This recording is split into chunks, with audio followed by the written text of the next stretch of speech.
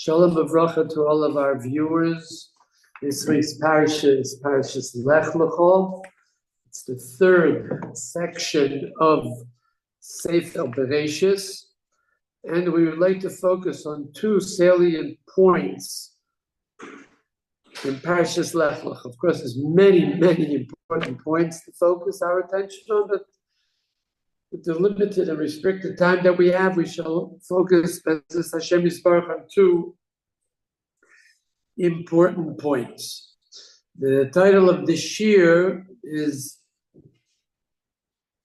Sensitivity and Sympathy, and also, hopefully we'll have time, so the second part of the Shiur will be the definition of emunah, of faith and trust in HaKadosh Baruch Hu. In other words, faith and trust in HaKadosh Baruch Hu is the title of the second part of the Shiur. So, as a point of departure, in Parashas Lech Lecho of 240 years ago, so a very famous founding father of Hasidus. He was the third generation after the Baal Shem, even though he was a Talmud of the Baal Shem. Basically, he was a Talmud of the Mazik Mezerich, who took over for a long period of time the Hasidus. All Hasidusim were united under one leader, and Reb Nochem in Chernobyl was supposed to be the third leader.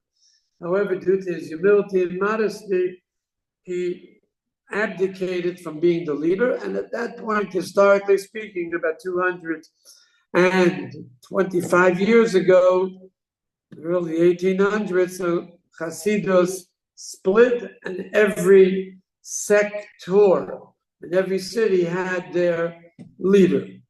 So Reb Nochem in Chernobyl, Parashas Lech Lecho of approximately 235 years ago, happened to go to a city that's called Zitamur. And there he had a very close associate, who was also a big Mechaber Sefer, that was Zev Wolf. Zitamur, he was the Mechaber Sefer of Ora Meir. And of course, Reb Nochem Chernobyl's claim to fame, outside of the fact that he was supposed to be the mamshich of the leadership of Hasidus, was of course his brilliant sefer that hundreds of thousands of people have learned it and are learning it today. That of course is at other svarim, but the sefer that he was famous for is Ma'or Einayim. As he came to Zitamur, so there was informants by enemies, and he was incarcerated in jail. He was there for 90 days in solitary confinement. And after tremendous efforts on behalf of Reb Nochem in Chernobyl, Baal Ma'or Einayim, finally, after 90 days of solitary confinement, Reb Zev Wolf, his associate and the Rav of Zitamur, was granted entry. As they were speaking, a person in the form of a woman suddenly appeared out of nowhere, and she asked these two outstanding leaders of Hasidus, the Baal Ma'or Einayim and the Baal Ora Meir, a question. According to everybody, insofar as the Mishnah in Pirkei Avos is concerned, that it says, Asar Nisyainus Nisnase Avram Avinu. We're all familiar with this. 10 Nisyainus Avram Avinu was administered. He had 10 major trials and tribulations. And everyone lists among the 10, Lech Lecho mi'artzecha mi'laretcha mi'eretz. Right, go out of your land from your birthplace, and also be exiled from your father's house. Everybody lists this, not necessarily in chronological order, but there's 9 plus 1. This one is among the 10. So she asked a simple question. Rashi interprets the extra word, l'chol, lech l'chol, you go forth, l'tevoscha ula'anoscha. It's for your own personal benefit, for your self-glorification, says Rashi. Wherever you will ultimately wander to, and I will tell you to reside in that place. So Hamakim Gairam, that place that you will ultimately reach. When HaKadosh Baruch Hu will say this is the proper place, so this place itself will be Gairam Ve'eschal Goygoda. I will make you a great nation. Here you will not have children, and there, in that place, you'll be zeichet to have children. The oid shaydiya tifcha boilam. I will make you famous, not of course for your own personal self-glorification or self-aggrandizement, but it'll be very important for you to be famous in order for people to listen to you and be impacted by your drushes about monotheism and the Pearson publicizing that there is a Balabira, there is only one master, one sovereign king in the entire universe. They were stunned. They could not answer, to the point that they were paralyzed. They didn't understand where this woman had the ability to come into the sector of the jail. She only had a form of a Isha, and number 2, we didn't know who she was. So they were stunned, startled, and could not answer. So she answered an unbelievable answer.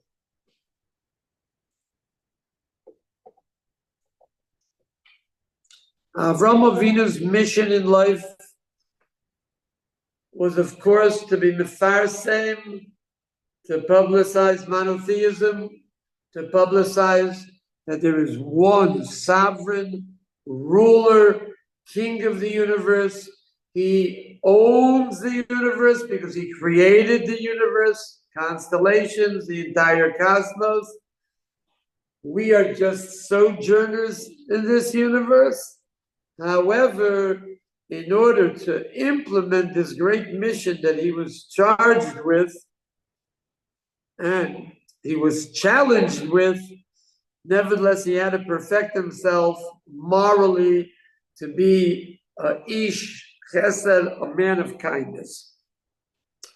So he reached the highest level that a human being can reach insofar as having a personality, character, not punctuated, but saturated with kindness from every single pore of his entire body, shone and came forth kindness. Yet in this midah of chesed, amudah de chesed, the pillar of kindness, he was a specialist in achnasas archem. This is what the Rambam tells us.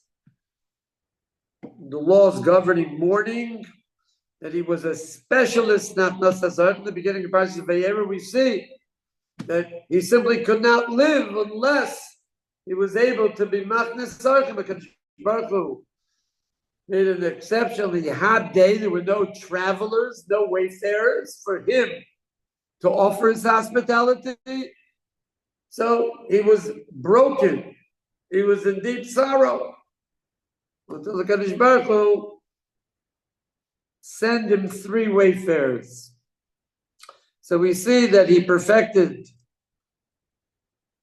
levels of kindness and generosity that's mind-boggling, and he specialized in hospitality to wayfarers. So she answered, of course this is an Isayim. I mean, it's a trial and tribulation, because in the sense that he was mushba, Avraham Avinu was influenced by his environment, and especially the evil environment of his home, which was a home of agnosticism. So he had to leave, not physically, like the Chiddush Yarim says, but metaphysically, he had to purge himself, cleanse himself from any negative influence that this evil environment impacted and influenced him. It's very, very difficult because Avraham Avinu had to, as it were, purge himself from the most minutest dross of these hashboyas, of these influences that's humanly possible. Nevertheless, it was it was for your benefit. How is it for your benefit? If it's for your benefit, there's no nisayon. You're only going to gain by this. And even if you have to undergo a certain fatigue, etc., it's a question of being memayit, of losing and having to forfeit numerous normal activities you could have engaged in when you were at home in an easier environment. Nevertheless, the results are very, very worthwhile. So she answered that Tevas ala Nosra means that since he was a specialist in the aspect of hospitality, so this wandering from place to place, not knowing what the destination is, and the impact that wandering has physically, mentally, as well as spiritually on a person, like Rashi emphasizes, is surely a nisayon, no question about it. Yet this itself, the loneliness, the sadness that Avraham Avinu incurred of departing from a secure, normal living existence and having undergone the Tiltul HaDerech with all of its dangers and not knowing where to be and having to worry for food and being impacted with sadness, loneliness, this was for his benefit. The essential trial that was administered to Avraham Avinu for his benefit, because this will serve him well. Ultimately, when he arrives at the destination, he'll also arrive at his destiny, because he will be able to experience what it means to be a wayfarer, what it means to be without a home, what it means to be without direction, not knowing where you will have a home and a roof over your head, being metaltel, journeying from place to place, having to worry while you're on the road. Once upon a time, you didn't have the luxuries that we have today, supermarkets. Have to worry for your food and other provisions and other sustenances. So this is for your benefit, because you will be able to develop a sensitivity and a sympathy to wayfarers that you would not have been able to develop had you yourself not have the feeling and the experience of what it is to be a wayfarer, a journeyman that doesn't know where he's going and has all the concomitant difficulties of existence along the way till he gets to that place. The path to get to the ultimate destination is very, very difficult. This is what she said. And all of a sudden, she disappeared. So this was for his benefit. It developed moral, ethical perfection in the realm that he needed it the most. Zev Wolf said that's not the reason she came to tell us a teretz on the question that everyone asks. It's Mak Shemoilo. No. She came to tell us something else. She disappeared immediately. But the lesson that she came to instill upon us was why you were incarcerated, why you're in jail, why were you 90 days in solitary confinement? Because the Ma'orei Nayim was the leader of a group of tzaddikim that they also specialized in chesed, but their specialty of chesed was not nachnas asarchim, in hospitality to wayfarers, people that are lost, don't have a home, but rather in pidyon shvuyim, redeeming captives. That was very, very common, as we once mentioned, in the time of the Tsar, who would give over the ability to a poritz who paid him quite handsomely, the ability and the license to exact taxes from people. And of course, the Jews were victimized by this, and anybody who succeeded automatically was charged an exorbitant tax rate. And if he didn't pay, he was kidnapped and held hostage. And the Ma'orei Nayim was from the first people that led a group of tzaddikim to redeem them, that we know what hostages are today. So the Zev Wolf told the Ma'orei Nayim, this is what she came to tell you. She came to inform you. If you have a question, how is it all of a sudden you came on a social visit that there were informers, enemies that really have no reason to be enemies, and therefore you were imprisoned under very dire conditions? Was was for your benefit, because now you will also you'll have the capacities and abilities to feel and experience what it's like to be a hostage. And when you'll go around collecting money from people not everybody's going to be generous and give you money, you'll have a hard time raising the funds. So maybe you'll be dispirited, dejected, you'll feel low. So this will inspire you, because now you know what the dire situation of a hostage is. So min hashamayim, from heaven, they did you a favor, l'tevascha u'la'anoscha, that you should feel the bitter taste of being a hostage. And then, just like by Avraham Avinu, it'll come much easier to implement your specialty, because Avraham Avinu now knows how it really feels. He experienced it firsthand. So there'll be no impediments, there'll be no obstacles.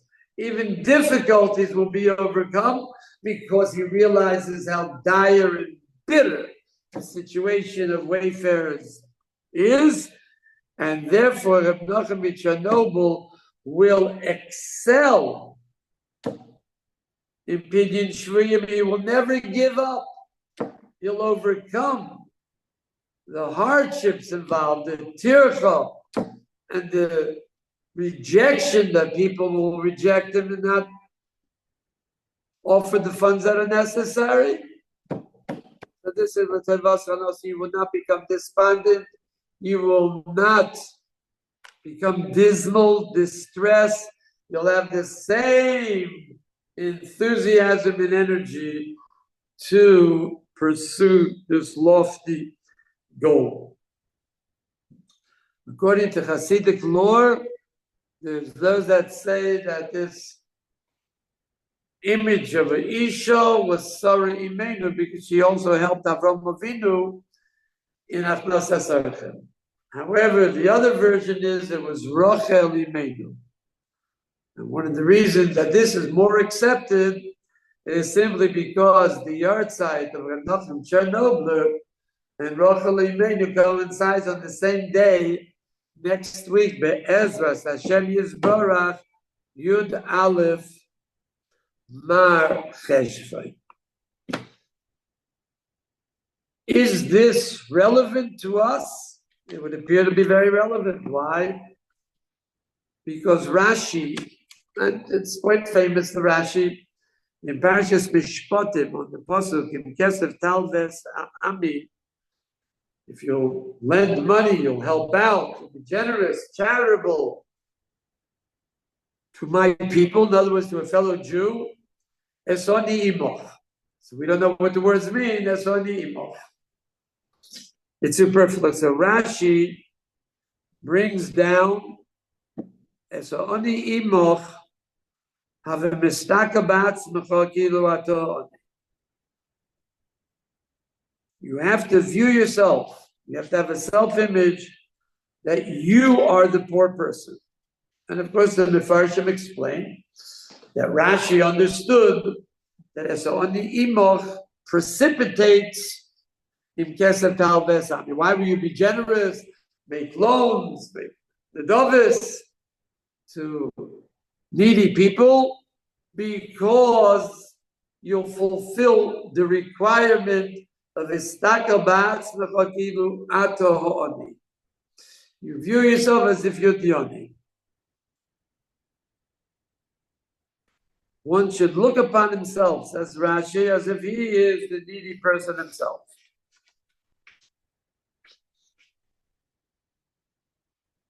Chazal tell us, no question about it, the giver is a rich man and the taker is a needy person. Nevertheless, you have to look upon yourself as a needy person. So the Chazal explained, rightfully so, because you never know what's going to happen the next day. It's very possible, Chazal said, that you're a giver today and tomorrow you'll have to be a taker. And the Oni, who's Oni today, tomorrow will become a Hoshia. This is the way the Chazal explained it. However, we have another interpretation along these lines. It's the same idea, just with a little difference and a little emphasis. The Rav, Eli Yechayim Meisles of Lodz, he was the Rav of Lodz. So one evening in the wintertime, went to visit the home of a very wealthy manufacturer, whose name was Poznansky, and according to what we understand, he was the richest man in Lodz. So of course, he had a butler who answered the door, and Reb Chaim came in, and the butler wanted to show him to the office of Poznansky. However, he was stubborn, and he says that I insist that Poznansky come out here in the hallway. Once upon a time, there was a very, very big respect for Rabbanim. We have it today too. Once upon a time, it was more. So it was great, great alacrity and speed. So the brother went to Poznansky, and Poznansky, of course, also had Derek Eretz for the Rav of Lodz, and he came out. Very good. Anyway, they started to speak, and he was a good speaker. Enjoyed the conversation. So 20 minutes went by like nothing. And all of a sudden, Poznansky said, please come into my office because over here, I'm shivering in the cold. There it's warm. So, Eli Chaim Meisles, very intelligent person, told him, no, this is exactly what I wanted you to feel. Because I'm here to collect money for fuel for poor Jews that don't have it. And I wanted you to experience the cold of the winter in order to develop a sense of sympathy in you, and hopefully this will transform into a much more generous Nidofen, which it was. So this is what we see. that even the greatest of the great, if you don't experience the heart of that individual, you cannot identify. And somehow, in some way, this will impair the mitzvah of tzedakah v'chesed, even by the greatest people.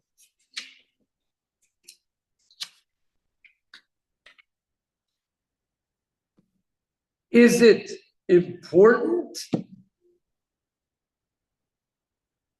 Sensitivity?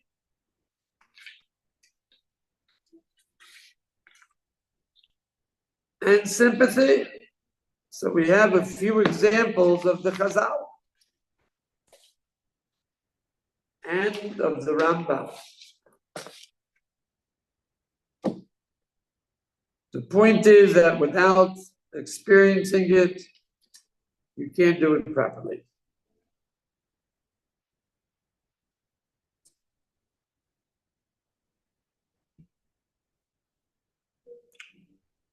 As a general principle, we see that the Gemara says that the reward of tzedakah is kifi chesed shaboy.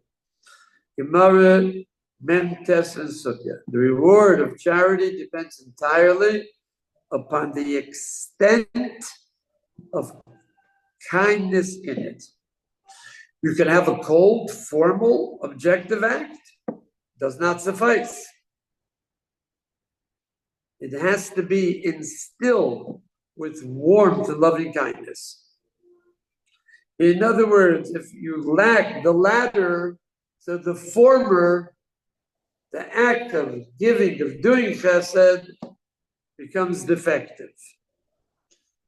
So how would we describe this? There's a difference, like Rashi points out, between giving charity,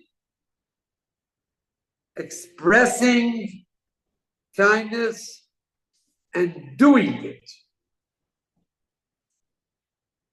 In the doing of the giving relates to the quality.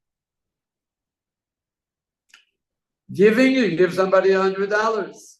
Doing is how you go about it. So Rashi tells us something unbelievable. The giving is the tzedakah. Ain't a tzedakah. This is the lashon of the Gemara, Mem Tes Amud Beis in Sukkah. So Rashi explains. The giving is the act.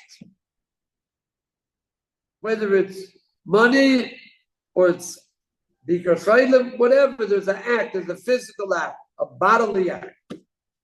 So the doing, this is the trouble. Yet the subjective aspect, we said a moment ago, the doing, correct, is the trouble that certain person troubles himself, says Rashi, to bring it to the poor man's house. Why should the needy come to you? You go to the needy, says Rashi. Or it can be expressed through other acts of thoughtfulness on the part of the giver, that it should be most useful to him. In short, says Rashi, it should be Einoi v'liboy, his alertness and his heart should be preoccupied b'toivas ha'oni. This is the subjective aspect. Einoi v'liboy, the tircha of this thoughtfulness that goes through his mind. What is the best way to do the giving? So that's going to be the reward. It's some sort of incompressible quality of attention that's being paid. Complete attention and dedication. There's nothing perfunctory in this act. This is the Gemara Lamed, in Sukkah. The Rambam says that the benevolent act has to be gracious and kind from beginning to the end. In other words, there should be no display at any time of half-heartedness, impatience. And the Rambam continues with his famous pian that a person has an obligation to escort. It's called levayo, escorting the strangers and the departing guests. Because hospitality to wayfarers is greater than receiving the divine presence. That we learn in next week's parasha. Avraham Avinu asked the Kadosh Baruch Hu to allow him to be machnis archem. Here we learn we don't understand it, but that's what the Rambam says. It's greater than being in the presence of HaKadosh Baruch Hu. And we would say it's rude to ask HaKadosh Baruch Hu, I have to leave because 3 Arab wayfarers have arrived. Nevertheless, that's halacha. HaKadosh Baruch Hu wants it that way. However, the Rambam says there's something which is super to Achnos HaSarcha, which is more than receiving the divine countenance. Whoever escorts guests is even greater than according them hospitality. So whoever does not escort his guests is a shefer domim. It's like he's shed blood. It would appear that hospitality without the Makabeh Patish, the last part of escorting, is like throwing a bone to a dog. The individual who is very sensitive feels it's some sort of begrudging concession of Achnas HaSarcha, of kindness.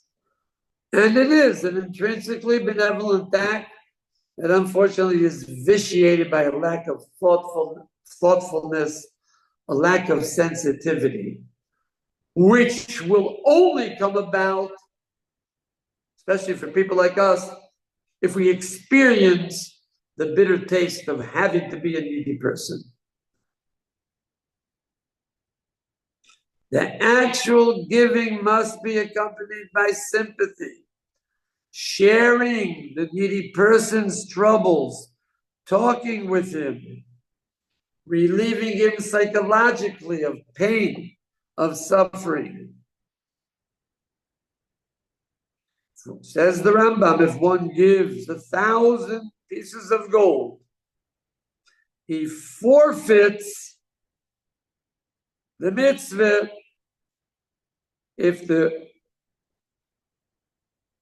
beneficiary feels that there was some sort of downcast countenance. On the contrary, address them words of solace and comfort together with that. Let him feel that you are involved, concerned, caring.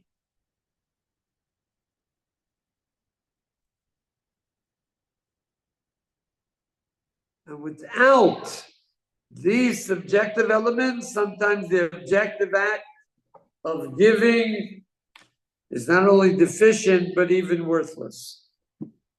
There's no question about it that we cannot come to the ultimate madrega. Only HaKadosh Baruch Hu is on that madrega.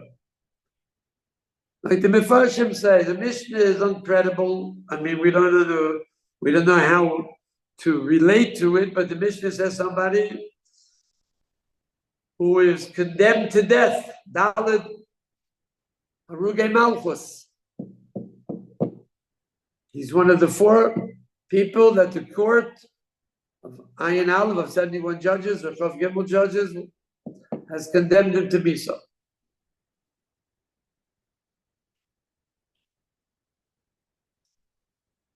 Shchina Maoi Meres. Mishnah Lamed in Sanhedrin says, what does the Shchina at this point feel? Kolani Meroishi, Kolani Mizroi. HaKadosh Baruch Hu says, my head hurts.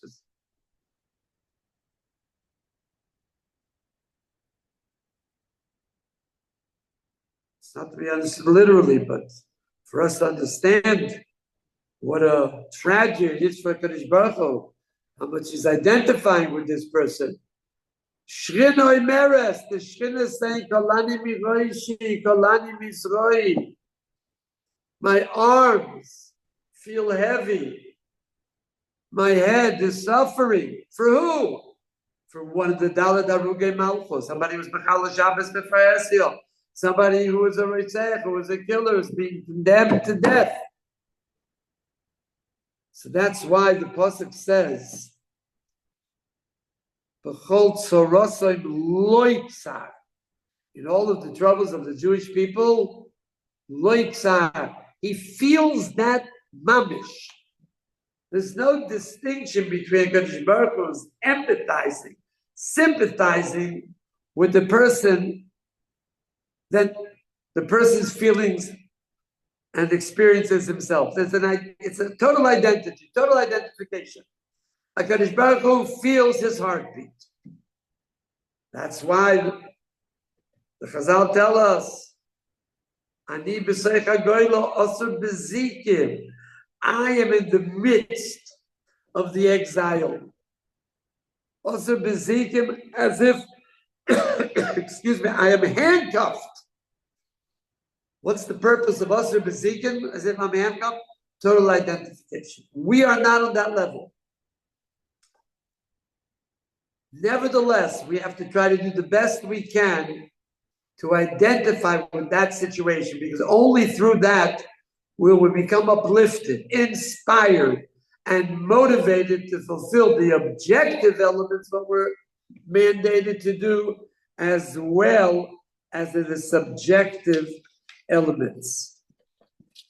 We will not have time to speak about faith and reason. The Gabi HaKadosh Baruch Hu will just conclude with what we said now, and we should all pray and hope that these hostages that are now in Gaza somewhere, we don't know where, could be the Gazans don't know where, they've suffered for a year's time, a year plus. Difficult for us to imagine the dire situation that they're in.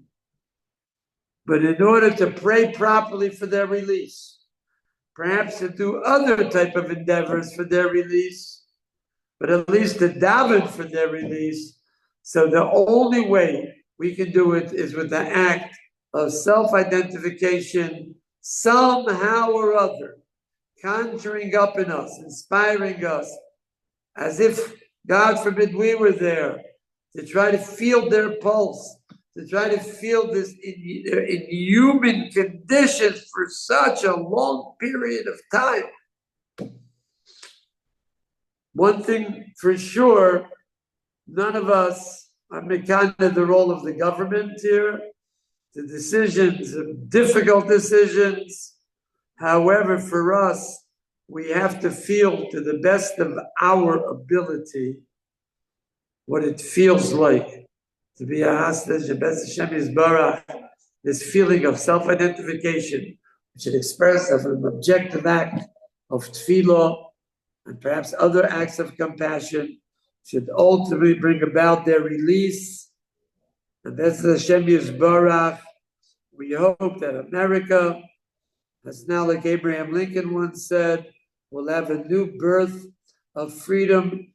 The proper values will be restored. Cancel culture should be canceled, and values of honesty, decency, charity, humanity should be destroyed. And those other people, the youth, that's out to simply destroy the educational process of America and out to destroy America, should somehow or other be restrained And with God's help, as Hashem Yisbarach, we hope that Melech HaMashiach will come after he sees that even people in America do tshuva, we'll do tshuva, we'll try to be better people, even better than better, feeling the plight of others, and as Hashem Yisbarach, this will ultimately bring about the Gula